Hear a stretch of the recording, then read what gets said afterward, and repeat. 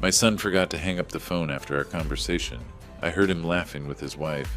He's too blind to notice and too stupid to understand. These words hit me like a slap in the face.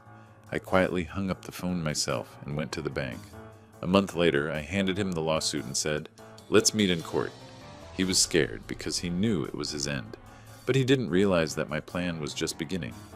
Before we continue, please subscribe to the channel and let us know where you're listening in the comments. Thanks for the help, Dad. I'll pay you back next month, I promise. Patrick's voice carried that familiar strain I'd grown accustomed to over the years. Another emergency. Another bill he couldn't cover on his bartender's salary. Don't worry about it, son. Family helps family. I meant it, just like I'd meant it the dozens of times before. The phone felt warm against my ear as I leaned back in my kitchen chair, watching the late afternoon sun filter through the curtains. All right, well, I gotta go. Love you, Dad. Love you too, Patrick. I waited for the familiar click, but it never came. Instead, I heard the soft thud of the phone being set down, followed by footsteps moving away. Patrick had forgotten to hang up. I was about to end the call myself when I heard Megan's voice, sharp and curious. Did he notice the card withdrawals this time? My hand froze on the phone. Card withdrawals? Patrick's laugh echoed through the speaker, cold and mocking. He's too blind to notice that, and too dumb to figure it out, even if he did. The words hit me like a physical blow. My grip tightened on the phone until my knuckles went white. How much did you take this week? Megan's voice again, casual as discussing the weather. $3,000. Easy money. The old man's pin was pathetic to guess. Who uses their wedding date? Patrick's voice grew distant as he moved around their apartment. He's been such a sucker all these years. I felt something cold settle in my chest. My wedding date. The date I'd married Patrick's mother, Sarah. The date I'd shared with him when he was 12, telling him how it was the happiest day of my life. Quietly, carefully, I hung up the phone. My hands shook as I opened my banking app. There it was, clear as day. ATM withdrawal, $3,000. 3 days ago, another $2,500. Last week, $4,000. The pattern stretched back months, maybe longer. How had I been so blind? I scrolled through transaction after transaction, each one a knife twist. The money I'd worked 40 years to save. The nest egg I'd built by skipping vacations. Buying generic groceries. Driving the same car for 15 years. All to make sure Patrick had what he needed. College tuition after Sarah died. Help with his wedding. Down payment assistance for their apartment. I remembered sitting in my empty house after Sarah's funeral, staring at Patrick's acceptance letter to Ohio State. The tuition was $28,000 a year. I'd liquidated half my retirement account without hesitation. For Patrick's future, I'd told myself, Sarah would want this. Now I sat in that same kitchen, staring at my phone screen, watching my life's work disappear $3,000 at a time. My chest burned with something I hadn't felt in years. Not the grief that had consumed me after Sarah's death, not the loneliness of widowhood. This was pure, crystalline rage. I set the phone down and walked to the window. Across the street, my neighbor was mowing his lawn, the normal sounds of suburban evening continuing as if my world hadn't just shattered. Patrick thought I was too blind to notice, too dumb to figure it out. I stared at my reflection in the window glass. 65 years old, gray-haired, wearing the same comfortable cardigan I'd had for a decade. Maybe I did look like an easy mark. Maybe I had been one, but not anymore. I picked up the phone again, scrolling through my contacts until I found what I was looking for. Tomorrow I'd need answers. I'd need to know exactly how my son had gotten my PIN, how long this had been going on, and most importantly, how to make sure it never happened again. The plan was already forming in my mind as I sat there in the growing darkness. Patrick thought he was so clever, so much smarter than his old man. He was about to learn just how wrong he was. The morning coffee tasted bitter, but it sharpened my focus. I'd spent the night planning, and now I needed information. Changing my PIN immediately would tip Patrick off that I knew about the thefts, and I wasn't ready for that confrontation yet. First, I needed to understand exactly how he'd figured out my code. I dressed carefully, choosing clothes that would help me blend in at my destination. The Lucky Strike Tavern sat in downtown Columbus, a dimly lit establishment where Patrick's best friend Brendan worked behind the bar. If anyone knew the details of Patrick's scheme, it would be him. The drive took 20 minutes through familiar streets. I'd lived in this city my entire adult life, raised Patrick here, buried Sarah in Greenlawn Cemetery, just 10 miles from where I now parked. The irony wasn't lost on me that I was about to use those same familiar places to investigate my own son. The tavern's neon sign flickered like a faulty heartbeat.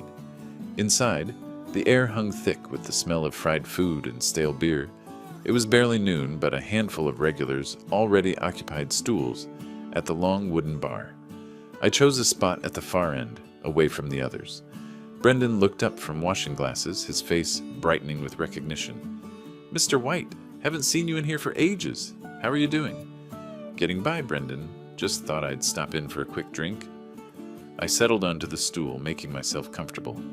"Bourbon neat," he poured with practiced efficiency, the amber liquid catching the light from the mirror behind the bar. "Patrick mentioned you've been helping them out a lot lately. That's really generous of you. Family's important." I took a sip, letting the burn settle in my throat. "Speaking of which, how's Patrick handling his finances these days? He seems less stressed about money lately." Brendan's expression shifted slightly, a hint of something that might have been discomfort. "Yeah, he's been more relaxed about that stuff. Says he figured out a system." "A system?" I kept my voice casual, mildly curious. "Sounds like Patrick. Always was clever with numbers. Well, you know how it is with bank stuff." Brendan wiped down the bar with unnecessary vigor. "People find ways to make things work." I leaned forward slightly, lowering my voice to a conspiratorial whisper. "Between you and me, I've been having trouble with my own banking lately. Keep forgetting my PIN. How do you young folks remember all these numbers?"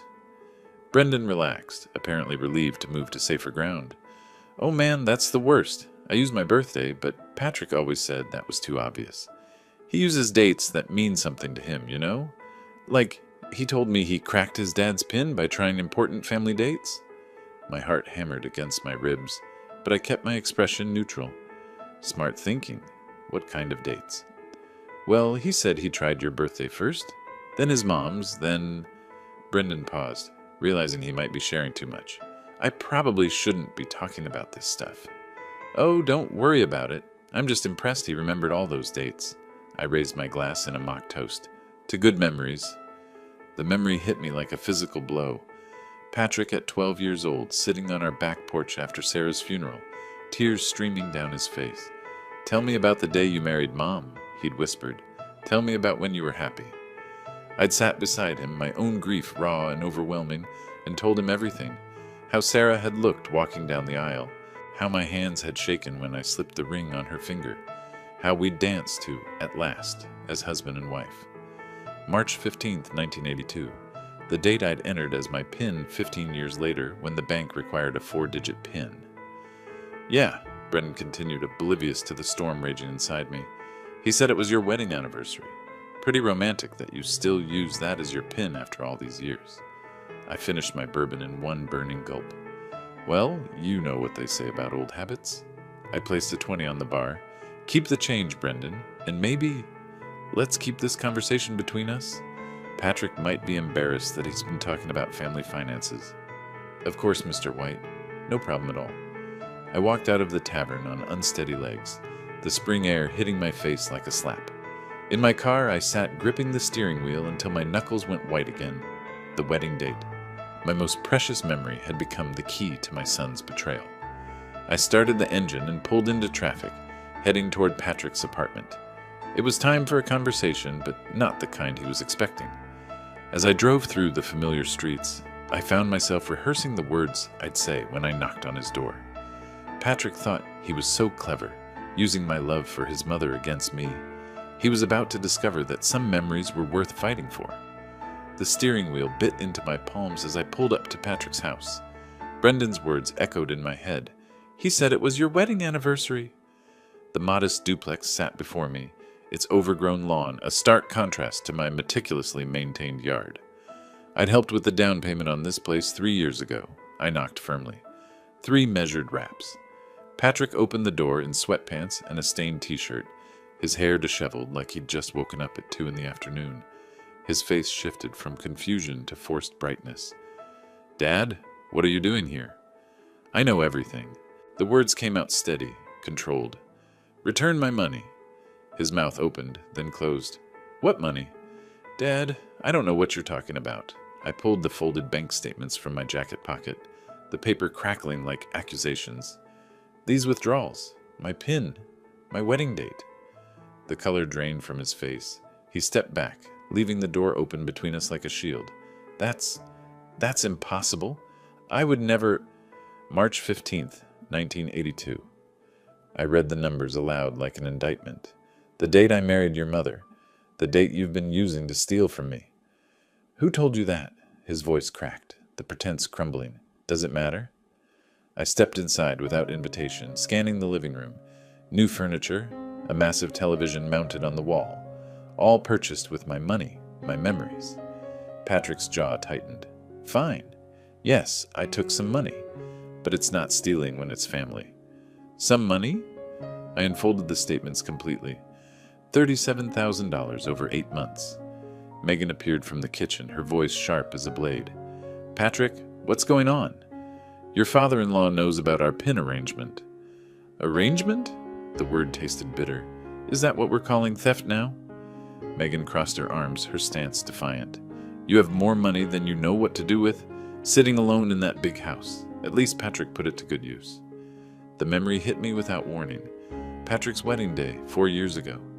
I'd stood at the reception, watching him dance with Megan, remembering my own first dance with Sarah. Later that night, I'd written them a check for $10,000 as a wedding gift. Money I'd saved by eating dinner alone, night after night, in a house that felt too quiet without Sarah's laughter. Good use? I looked around the room again. Like that television? Those leather chairs. Patrick's shoulders squared, defiance replacing shame. "You should be grateful it was me and not some stranger. At least the money stayed in the family." "Grateful?" I repeated the word like I was tasting something rotten. "Look, Dad, you're getting worked up over nothing. It's not like you need the money. What are you going to do with it anyway? Buy another cardigan?" Megan laughed, a harsh sound that cut through the tension. "He probably doesn't even remember giving us that PIN in the first place." I hadn't given them anything. The PIN was private, sacred. It represented the only day in my life when everything had been perfect, when Sarah had walked toward me in white lace and promised forever. They'd taken that memory and turned it into a tool for theft. "I want every penny back." My voice stayed level, controlled. "By next week," Patrick scoffed. "Or what? You'll call the police on your own son." The challenge hung in the air between us. I folded the bank statements carefully, deliberately, tucking them back into my pocket. "We'll see." I turned toward the door, each step measured and purposeful. Behind me, I heard Megan whisper something sharp to Patrick, heard his muttered response. The door closed with a definitive click. In my car, I sat for a moment, hands gripping the steering wheel until my knuckles went white.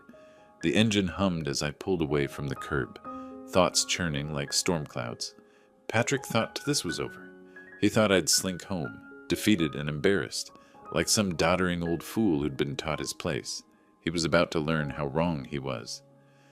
The door closed behind me, the quiet house amplifying the echo of Patrick's defiance. I hung my coat on the familiar hook, the empty hallway stretching before me like a reminder of all the solitary dinners, all the holidays spent alone since Sarah died. I walked to the kitchen and set the kettle on the stove. The withdrawal papers lay spread across the counter, each transaction a small betrayal. Maybe I should just let it go. $37,000 was a lot of money, but I had enough to live comfortably. Maybe Patrick was right. What was I going to do with it anyway? The kettle's whistle pierced the silence. I poured the hot water over a tea bag, watching the amber color bloom through the clear liquid, like spreading regret.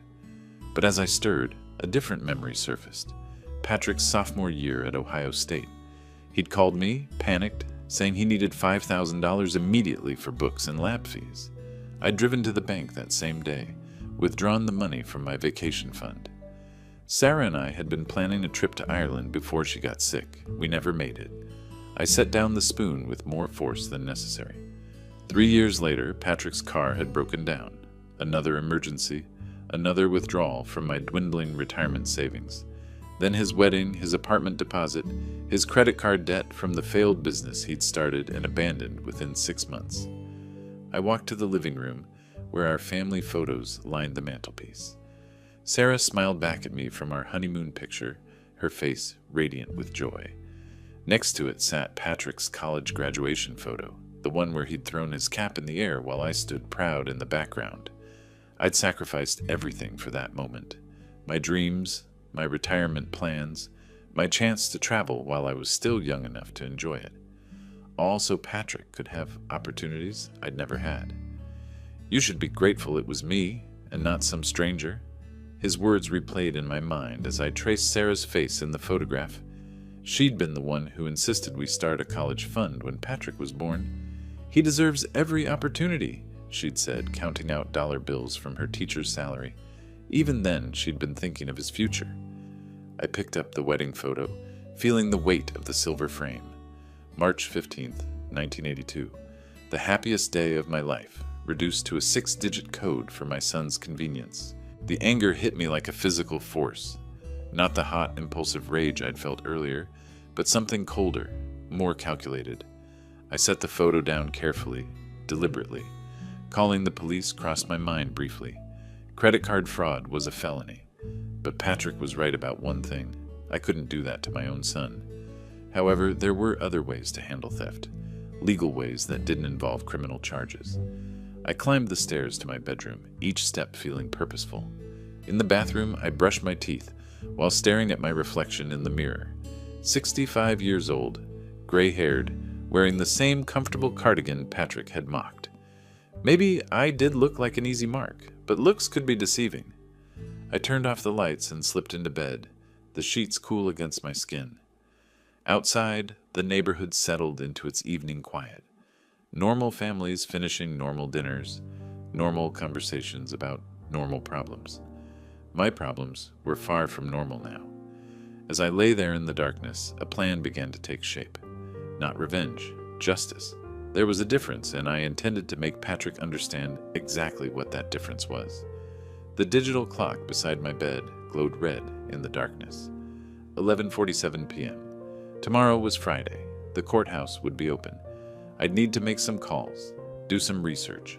40 years as an engineer had taught me the value of preparation and precision. I closed my eyes, but sleep remained elusive.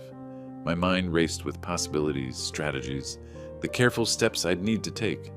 Patrick thought he was smart, thought he'd outsmarted his foolish old father. Tomorrow, I'd begin teaching him just how smart this old man could be. Sunlight filtered through the blinds as I rose, the plan from last night sharp in my mind, like a blueprint finally drawn to scale. I'd slept better than expected, the decision bringing an unexpected peace. By 7 a.m., I was dressed in my best suit, the navy one I'd worn to Sarah's funeral, pressed and dignified. The drive to First National took 15 minutes through quiet morning streets. I parked deliberately close to the entrance, clutching a manila folder thick with printed bank statements, transaction records, and notes I'd compiled during my sleepless hours. The bank lobby buzzed with fluorescent energy, early customers conducting their morning business. I approached the customer service desk where a young woman with carefully styled hair greeted me with practiced enthusiasm. "Good morning. How can I help you today?" "I need to report unauthorized use of my debit card." I set the folder on her desk with deliberate weight. Multiple withdrawals over several months. Fraud. Her smile faltered slightly. "Oh my. Let me get our security manager for you right away." Within minutes, I sat across from Michael Harrison, a middle-aged man whose tie was slightly askew, despite the early hour. He opened my folder, his expression growing more serious with each page. "Mr. White, these are substantial amounts. You're saying you didn't authorize any of these ATM withdrawals?" "Not a single one." I leaned forward. "Someone has been using my PIN for months. I have reason to believe it's a family member." His pen hovered over a yellow legal pad. "A family member?" "My son has access to my personal information. He knows significant dates in my life." I pointed to the withdrawal pattern. "Notice the amounts never exceed $5,000, staying under reporting thresholds." Harrison nodded grimly. "That's unfortunately common in family fraud cases. We'll need to start an investigation immediately." The memory surfaced without warning. Patrick at 16 asking to borrow my car. I'd handed him the keys along with my wallet, trusting him completely to get gas and return home safely. He'd been responsible then, careful with my trust. "What's your process?" I asked. "We'll pull the security footage from the ATMs used, cross-reference with the timestamps on your statements. If we can identify the person making the withdrawals..." He paused delicately. "Will you press charges if it's confirmed to be your son?" The question hung between us like a challenge. "I want my money returned. How that happens depends on how cooperative he chooses to be." Over the next 3 days, I maintained my usual routines while the bank conducted their investigation. I mowed the lawn with mechanical precision, reorganized my workshop, cleaned the gutters that didn't need cleaning. But beneath the ordinary tasks, anticipation hummed, like electricity through power lines. On Wednesday afternoon, Harrison called. "Mr. White, we've reviewed the ATM footage. The person making the withdrawals matches the description you provided of your son. We've contacted him directly to discuss the matter." And he initially denied any wrongdoing, but when presented with the video evidence, Harrison cleared his throat. He became quite agitated, said this was a family matter and the bank had no business interfering. I gripped the phone tighter. "What's your next step?" "We're required to give him an opportunity to explain or make restitution before pursuing formal charges. But Mr. White, I should warn you, he seemed very upset about our involvement." After hanging up, I sat in my kitchen staring at my reflection in the dark window. The bank had done exactly what I'd hoped. Now, Patrick knew his theft had been discovered through official channels, not just his father's suspicions. I spent the evening reviewing my notes, anticipating his response. Patrick had always been impulsive when cornered, quick to lash out rather than accept responsibility. Sarah used to call it his cornered cat behavior, all claws and fury when trapped. As I set down my evening coffee, my phone vibrated insistently on the counter. The screen illuminated with a name I'd been expecting but dreading. Patrick. The device continued its urgent buzzing, demanding attention like an accusation that refused to be ignored. I stared at it for 3 full rings, knowing that whatever came next would determine the course of everything that followed. The insistent ring pulled me from my chair, the screen confirming what I dreaded. I took a measured breath before answering, my voice steady despite the storm I knew was coming. "Hello, Patrick. What the hell did you do?"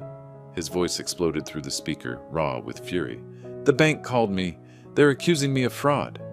I reported unauthorized withdrawals from my account. The bank is doing their job. "Unauthorized? I'm your son. This is family money." I remained silent, letting his words hang in the air like smoke from a dying fire. "Dad, are you there? Say something." "I'm listening." The phone rustled, voices whispering urgently in the background. Then Megan's voice cut through, sharp as broken glass. "Mr. White? This is disgusting behavior. Is this how you show love for your family?" Megan, "No, let me talk." Her voice carried that particular edge she used when she wanted to wound. "Patrick has given you everything, his time, his attention, his respect, and this is how you repay him? By humiliating him with bank investigators?" I'd heard this tone before, last Christmas, when I'd bought Patrick a modest gift instead of the expensive watch he'd hinted about for months. The same wounded indignation, the same twisted logic that made my restraint into cruelty. "I want my money returned," Patrick's voice returned, breathless with rage. "Your money? Dad, you're going to die someday, and who do you think gets everything anyway? I was just getting an advance." "An advance requires permission." "Permission?" He laughed, bitter and harsh. "You want permission? Fine. Here's some permission for you. Stop this investigation, or you're going to regret it." The threat settled between us like ice on water. Regret it how, exactly? "You think you're so smart sitting in that big house all alone. But you need us more than we need you, old man. How often do we visit? How often do we call just to check on you?" Megan's voice chimed in again, syrupy with false concern. "We're all the family you have left, Mr. White. Do you really want to throw that away over money? What would Sarah think?" The mention of my wife's name hit like a physical blow. I closed my eyes, remembering Sarah's gentle voice telling Patrick bedtime stories, her patient hands teaching him to tie his shoes. Sarah would want honesty between family members. "Honesty?" Patrick's voice cracked with disbelief. You want honesty? Here's honest. You're a lonely old man who buys his family's attention with money, and now you're angry because someone finally called you on it. I moved to the window, looking out at the quiet street where normal families lived, normal lives without these conversations. The bank will complete their investigation regardless of what I say now. The process has started. Then stop it. Call them back. I can't do that, Patrick. Can't or won't. Won't. Silence stretched between us, filled with breathing and distant traffic sounds from his end of the line. Fine. His voice dropped to something colder, more calculated. You want to play this game? We'll play. But don't come crying to us when you realize what you've lost. The line went dead. I set the phone down carefully, methodically, like diffusing a bomb. My hands trembled slightly, not from fear, but from the effort of maintaining control during 20 minutes of concentrated venom. I walked to my desk and pulled out a legal pad, writing down everything I could remember from the conversation. Patrick's threats, Megan's manipulations, their exact words about regret and consequences. If this escalated further, I wanted documentation. The memory surfaced as I wrote, Patrick, at 25, calling me at midnight from a police station. Drunk driving, he'd said, but it was just a misunderstanding. Could I post bail? The officer who'd arrested him had been wrong, he insisted. Everyone was wrong except Patrick. I'd paid the bail, hired a lawyer, watched him walk away without a word of gratitude. Now, 15 years later, the pattern remained unchanged. Everyone was wrong except Patrick. I finished my notes and filed them carefully in the manila folder.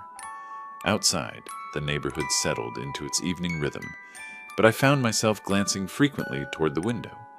Patrick's threats had been vague but pointed. I'd learned long ago that cornered animals were unpredictable.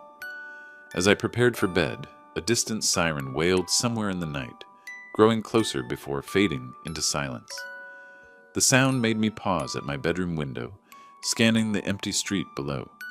Everything appeared normal, but something in the darkness felt different, changed. Those 2 days passed in watchful routine. Errands at the grocery store, emails to old colleagues, morning walks around the neighborhood. But beneath the ordinary activities, I felt like prey waiting for the predator to strike. On Thursday morning, the knock shattered the calm. Sharp, authoritative raps that echoed through my quiet house like gunshots. I peered through the living room curtains and saw 2 police cruisers parked in my driveway, their red and blue lights painting my white garage door in alternating colors. 3 officers stood on my porch, one holding an official-looking document. I opened the door with steady hands. Mr. Roger White. That's me. The lead officer, a woman in her 40s with steel-gray eyes, unfolded a paper with practiced precision. We have a search warrant for these premises based on an anonymous tip regarding illegal weapons storage. The words hit me like cold water. Weapons? Officer, I've never owned a gun in my life. There's been some mistake. We'll need to conduct a thorough search to verify that, sir. May we come in? I stepped aside, my mind racing. Anonymous tip. The timing was too convenient, too perfectly vindictive. Patrick's voice echoed in my memory. You're going to regret it. Within minutes, my home transformed into chaos. Drawers pulled open, couch cushions overturned, kitchen cabinets emptied onto counters. I followed them from room to room, watching 40 years of careful organization crumble under their methodical invasion. Sir, you'll need to wait outside while we complete the search. On my front lawn, I stood like a defendant in my own life. Neighbors emerged from their houses, phones raised, recording my humiliation for posterity.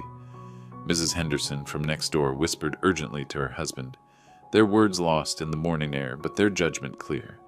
A memory surfaced, unbidden. Patrick's 21st birthday. I'd surprised him with a weekend trip to Chicago, paid for it entirely from money I'd saved by eating lunch at home instead of restaurants. We'd toured the architecture, visited museums, shared deep dish pizza. He'd hugged me at the train station, said it was the best birthday ever. Mr. White? The lead officer reappeared. We've completed our search. No weapons were found on the premises, because I don't own any.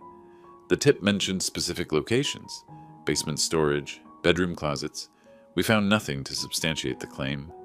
Her voice carried a note of apology, but her eyes remained professional. We'll file our report accordingly."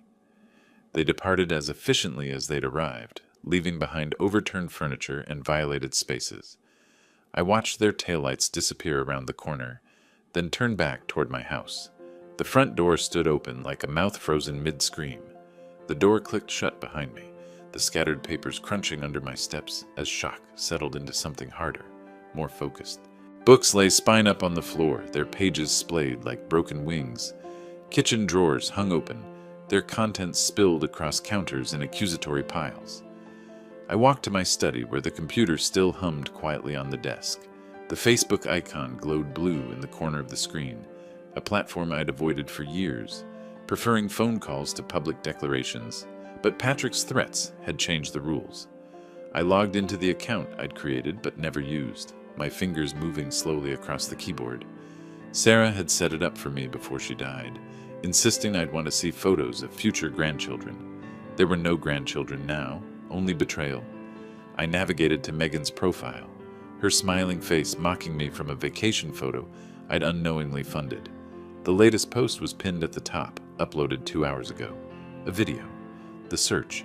My humiliation captured in high definition. "Unfortunately, my father-in-law has taken the wrong path," the caption read. "We're heartbroken, but not surprised.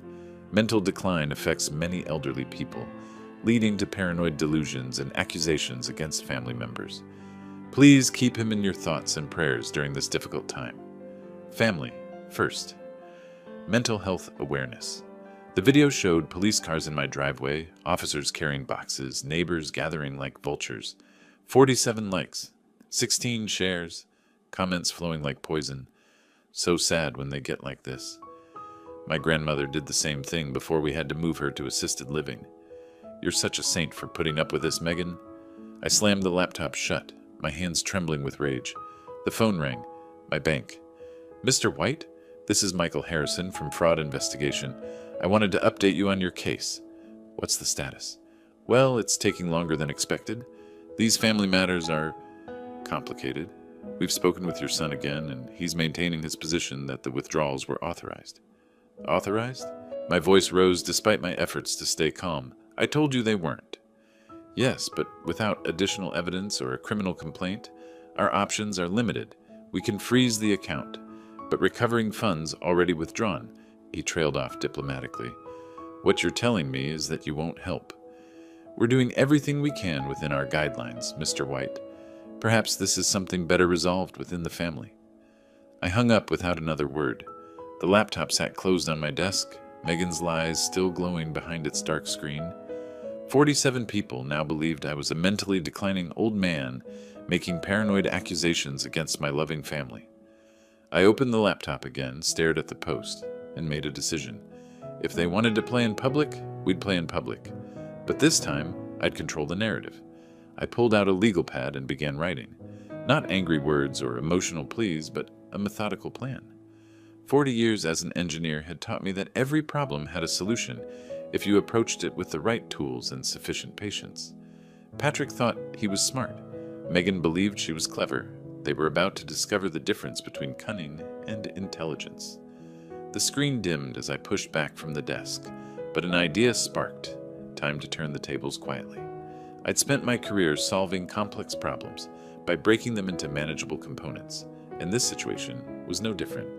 Patrick and Megan had declared war using lies and manipulation. I would respond with truth and evidence. First step, documentation. I downloaded a call recording app onto my phone, the kind divorce lawyers recommend to their clients. Every future conversation with Patrick would be preserved, his words captured for posterity. Second step, professional help. I found Detective Marcus Webb through the yellow pages, his ad promising discreet investigations for sensitive matters. His office occupied the second floor of a shabby building downtown, the kind of place where people went when they had nowhere else to turn. $37,000 over 8 months, I explained, sliding the bank statements across his cluttered desk. I need to know what they spent it on. Webb was younger than I'd expected, maybe 45, with intelligent eyes and hands that moved constantly, adjusting papers, tapping pens, checking his phone. Surveillance isn't cheap, Mr. White. My daily rate is 300 plus expenses. How long would you need? For this amount of theft? 2 weeks should give us a clear picture of their lifestyle. The memories surfaced as I wrote the check. Designing the water treatment facility in 1987, the mayor asking if we could cut corners to save money. Good engineering isn't cheap, I told him, but it's cheaper than fixing bad engineering later. The same principle applied now. Within a week, Webb delivered his first report. Patrick and Megan's spending painted a picture of casual extravagance. Designer clothing, expensive restaurants, weekend trips to luxury resorts. The photos showed them laughing over champagne at establishments I'd never heard of, wearing watches that cost more than most people's cars. My money had funded their performance of prosperity, but Webb's most interesting discovery wasn't photographic, it was technological. Your son's been bragging about his inheritance advance on social media, he explained, showing me screenshots from Patrick's Instagram, posted this last week. The image showed Patrick raising a glass in a toast, the caption reading, "To family money, well spent. Some people know how to enjoy life. Living my best life, family wealth." I stared at the screen, my jaw clenching. He wasn't just stealing from me, he was mocking me publicly while doing it.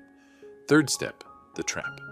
I created a fake email account and sent myself a fabricated bank alert about suspicious activity on my account. Then I called Patrick, my phone quietly recording every word.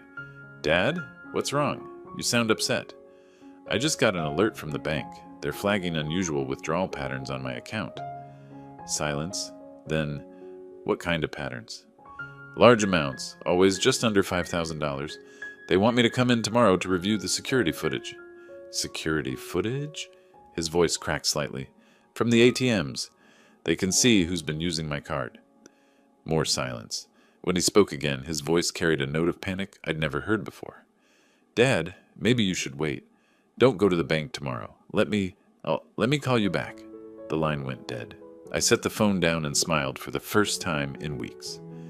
My engineering days had taught me that pressure reveals structural weaknesses. Patrick had just shown me his. But my plan was just beginning.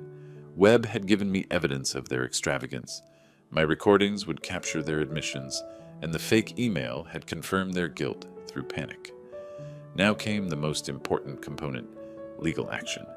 I picked up the phone and dialed the number I'd found online earlier that day. "Thompson and Associates. How may I help you?" "I'd like to schedule a consultation. I need to sue my son." The stack of photos aligned neatly in my folder, each image a piece of evidence in the case I was building. Webb's surveillance had been thorough. Patrick and Megan dining at restaurants that charged more for wine than I spent on groceries in a month, shopping at boutiques where a single handbag cost more than my monthly utilities.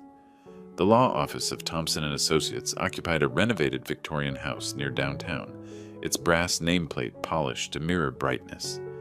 Attorney Sarah Thompson was younger than I'd expected, maybe 35, but her questions were sharp and focused. "Mr. White, you're certain about proceeding with this? Suing family members creates permanent damage to relationships." The damage was created when my son decided to steal from me.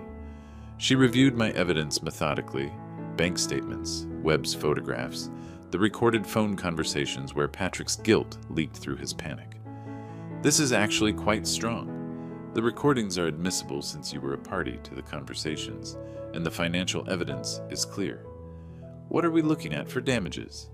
"Theft of $37,000 plus interest, court costs, and potentially punitive damages for the systematic nature of the fraud." Her pen scratched across legal forms, each stroke sealing my path forward. "I'll file this afternoon." The courthouse clerk stamped my documents with satisfying authority, the official seal marking my transformation from victim to plaintiff. Case number CV 2024-1847, Roger White versus Patrick White and Megan White. I was heading home when my phone rang. "Patrick." I activated the recording app before answering. "Dad, we need to talk. Can you drop this bank thing? We can work something out." "Work what out exactly?" "Look, maybe I did borrow some money without asking, but families don't sue each other over misunderstandings." "Borrowing requires permission, Patrick. Taking without permission is theft." Megan's voice cut through the background. "Tell him we'll pay him back. Slowly, but we'll pay." How slowly? I asked. Maybe $50 a month? 100? We're not rich, Dad. I thought of the photos Webb had taken yesterday. Patrick signing the check at a steakhouse that charged $60 for ribeye. You'll be hearing from my attorney. Your attorney? His voice pitched higher. Dad, you can't be serious about this. I'm your son. And I was your father. Neither fact prevented the theft. We'll fight this. We'll tell everyone you're having mental problems. The police search proves... I hung up, my fingers steady on the end call button. The irony wasn't lost on me. Years ago, when Patrick was 12, he'd been caught stealing candy from a corner store. I'd marched him back to apologize and paid double the candy's value. Taking what isn't yours is wrong, I told him, no matter what excuse you use. He'd learned the lesson then. Apparently, he'd forgotten it since. That evening, I sat in my study reviewing the legal papers Sarah Thompson had prepared.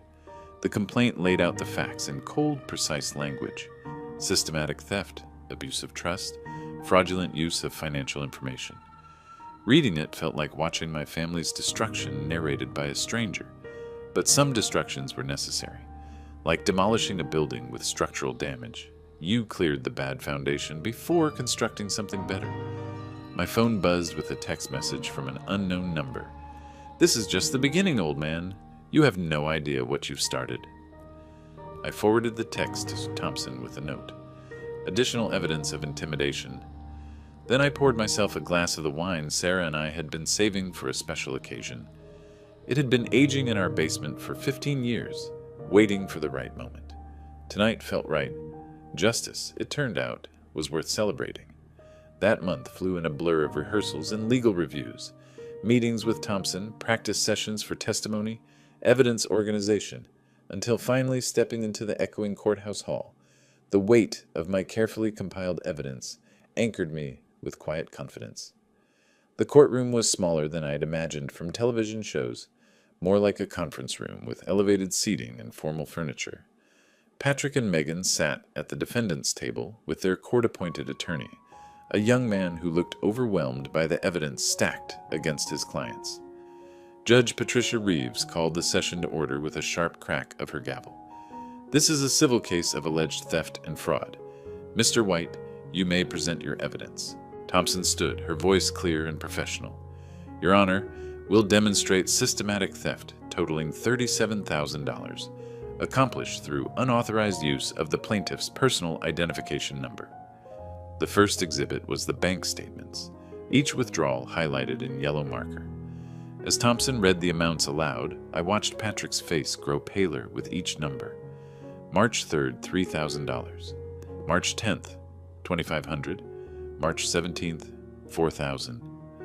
The list continued for several minutes, a drumbeat of betrayal measured in dollars and dates. Then came Webb's photographs. Patrick and Megan at expensive restaurants, shopping at luxury stores. Patrick wearing a watch that cost more than my car payment. The images projected onto a screen for the judge to examine. These photos were taken during the period of alleged theft, Thompson explained. Note, the defendant's lifestyle appears inconsistent with his reported income as a part-time bartender. But the moment I'd been waiting for came when Thompson activated the recording from my phone. Patrick's voice filled the courtroom, his panic clear as he begged me to avoid the bank's investigation. Dad, maybe you should wait. Don't go to the bank tomorrow. Let me call you back. The recording continued with our later conversation. Look, maybe I did borrow some money without asking. Judge Reeves leaned forward. Did I hear the defendant admit to taking money without permission? Patrick's attorney objected weakly, but the damage was done. Patrick had confessed in his own words. When it was their turn to defend, Patrick took the stand with shaking hands. Your Honor, my father gave me permission to use his account. He's getting older, sometimes forgets things. Do you have any written permission? Thompson asked during cross-examination. Well, no, but any witnesses to this alleged permission? It was understood between us. Family doesn't need formal permission for everything. Thompson pulled out the social media screenshots Webb had collected. Is this your Instagram post, Mr. White? Patrick's face went white as his own words appeared on the screen. To family money, well spent. Some people know how to enjoy life. Does this sound like someone who believed he had permission to use his father's money? That was just joking around. Megan's testimony was even worse. She cried on cue, claiming they'd only taken money for necessities, while photos of their luxury purchases glowed on the courtroom screen behind her. "Groceries cost $1,800 at a steakhouse?" Thompson asked dryly. The memory hit me as I watched them squirm. The morning I'd overheard Patrick's laughter through the forgotten phone call. He's too blind to notice that, and too dumb to figure it out. The arrogance in his voice, the casual dismissal of my intelligence. Now he sat in a witness chair, stumbling over lies, while evidence of his theft surrounded him like prison walls. Judge Reeves deliberated for less than 10 minutes. "I find the evidence overwhelming. The defendants systematically stole from the plaintiff, using personal information obtained through family trust. The theft totaled $37,000 over 8 months, accomplished through deliberate deception." The gavel's strike echoed through the courtroom like thunder. Judgment for the plaintiff in the amount of $37,000 in restitution, plus court costs, attorney fees, and a penalty of $10,000 for the systematic nature of the fraud. Total judgment, $52,000. I sat perfectly still, letting the victory settle into my bones like warmth from a long-awaited fire. Patrick and Megan stared at the judge in shock, their faces pale as hospital sheets. $52,000 they didn't have. Judgment they couldn't escape. As we filed out of the courtroom, Patrick caught my arm. "Dad, please. We can't pay this. You're destroying us." I looked into his eyes, my son's eyes, Sarah's eyes, and saw nothing but the frightened calculation of someone whose schemes had finally collapsed. "You destroyed yourselves," I said quietly. "I just provided the evidence." Outside the courthouse, Thompson shook my hand with genuine satisfaction. "Congratulations, Mr. White. Now comes the fun part, collecting what they owe you." I walked to my car with the judgment papers in my briefcase, feeling lighter than I had in months. The spring air carried the scent of flowering trees, and for the first time since that terrible phone call, I could imagine a future without the bitter taste of betrayal. The enforcement notice arrived within a week, its official letterhead announcing the beginning of Patrick and Megan's financial reckoning. My attorney had explained the process: wage garnishment, asset seizure, bank account freezes, the legal machinery that turns court judgments into recovered money. I watched their unraveling from a careful distance. First came Patrick's car. I drove past their apartment complex and saw it parked on the street, with a for sale sign taped to the windshield, its red letters fading like their excuses. The BMW he'd bought with my stolen money, now priced desperately low for quick sale. 2 days later, Webb called with an update. They're liquidating everything they can. Estate sale this weekend. Furniture, electronics, jewelry. Word is they're behind on rent and facing eviction. How much have they raised? Maybe $8,000 so far. They've got a long way to go. The social media posts had stopped completely. Megan's Instagram, once filled with restaurant photos and vacation boasts, now sat silent. Their last public performance had been their courtroom defeat. I received my first payment on a Tuesday, a check for $1,500, drawn on Patrick's checking account with court-ordered payment, written in the memo line. My bank teller processed it without comment, but I caught her glance at the notation. The irony was perfect. Money flowing back to me through the same bank where Patrick had convinced them I was too senile to notice systematic theft. That afternoon, my phone rang. Megan. I almost didn't answer, but curiosity won. "Mr. White, please, can we talk? We know we made mistakes, but $52,000 will ruin us. Patrick lost his job because his boss found out about the lawsuit. I'm pregnant. Please." Her voice carried genuine desperation now, stripped of the manipulation I'd grown accustomed to. "Megan, you had months to return what you stole. You chose threats and humiliation instead. But the baby, your grandchild." The words hung between us like bait on a hook. She was trying the same emotional manipulation that had worked for years, assuming I'd sacrificed my dignity for the promise of family peace. Any child deserves parents who understand the difference between right and wrong. Maybe this experience will teach you both that lesson. I hung up and sat quietly in my kitchen, remembering the morning I'd discovered their theft, the shock of betrayal, the humiliation of being called too blind and too dumb to notice my own money disappearing. Now, Patrick worked construction for half his bartender wages, his fancy watch sold to a pawn shop.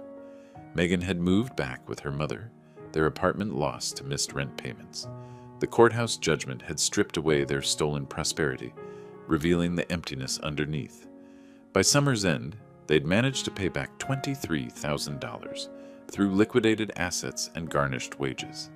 The remaining $29,000 would take years to collect, assuming they both stayed employed.